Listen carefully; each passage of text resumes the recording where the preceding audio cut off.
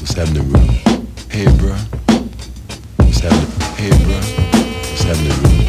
Hey, bro. What's happening? So here's a few things to consider with a sinking line. The first is that it sinks. So you've got to pick it out of the water before you can make your overhead cast. See what I mean? I'll show you that again.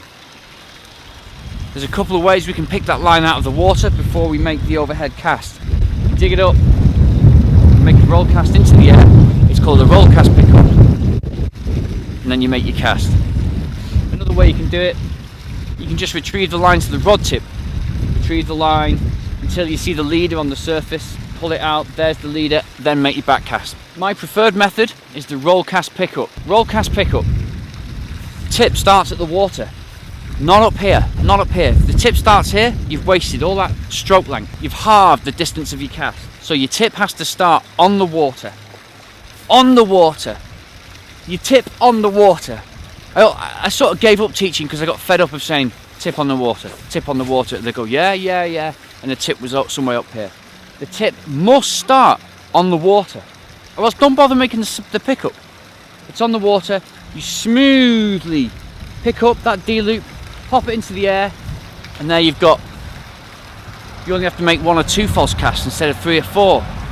Also the fish are following it in more, they're following it in on that arc. But you'll notice one thing, I drop the rod tip down.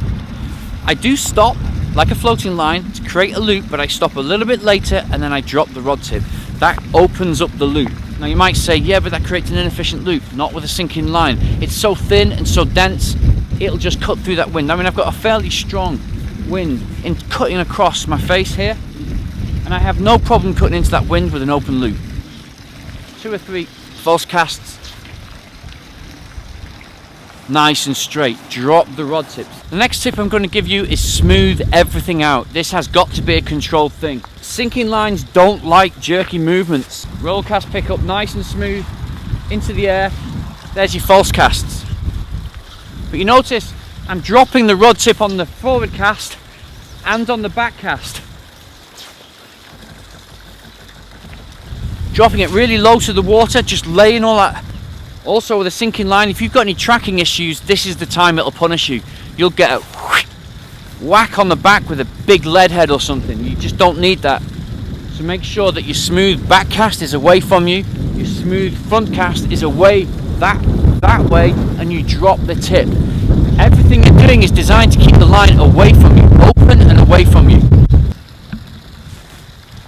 Line management, you see I'm fishing with the reel on this side of my body, so I'm retrieving and dropping the line on this side of my body, and I'm looking at the coils. I'm checking before I make my cast that I'm not stood on it, they're not wrapped round an oar, a twig, all that sort of stuff. There's the leader knot, roll cast pickup.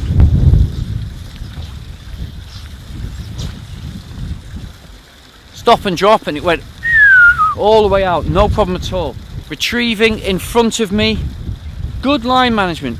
If you ever go into distant casting competitions, that teaches you good line management. I mean, if you see me when I'm doing my little Instagram videos, I'll drop a coil, step back, drop a coil, step back, drop a coil, step back, drop a coil, step back.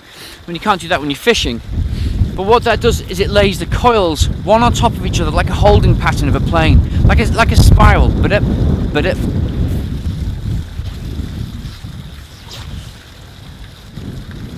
And there you go, the whole thing out. Sweet as a nut, straight as a die into that wind. You've just got to be a bit more mindful. People say, oh, there's thin running line, does it tangle? Yeah, well, if you make it tangle, you've got to give it some thought.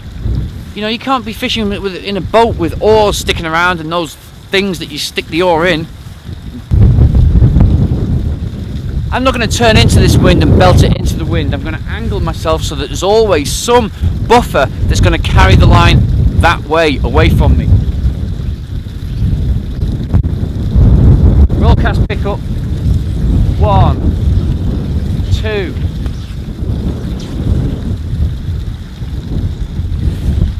It ain't pretty. There's nothing pretty about this casting, but it gets it out.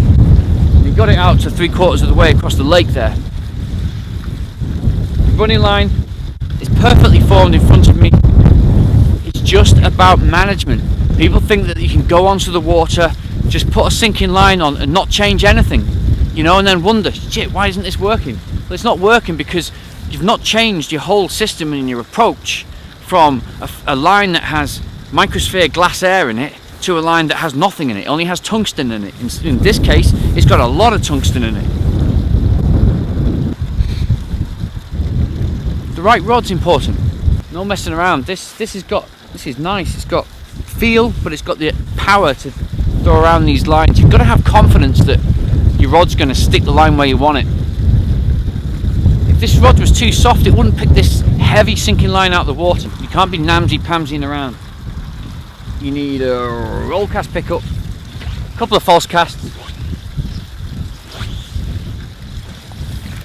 and then that lines will all be gone.